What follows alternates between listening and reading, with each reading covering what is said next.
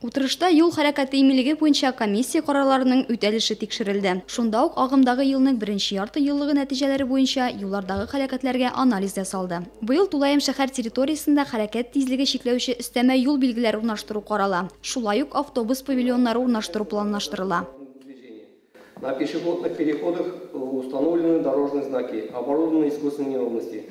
Проводятся работы по оснащению участков дорожно-уличной сети пешеходными ограждениями, модернизация нерегулируемых пешеходных переходов и светофорных объектов.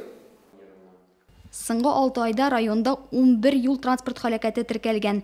Иң еш авариялар була торган вакыт 12-дән кичке 6-га кадәр. Хәрәкәтләр саны күп булган атна көне якшәмбе. Основные виды ДТП — это 4 столкновения было, 3 опрокидывания, 2 наезда на пешеходов, 2 наезда на препятствия.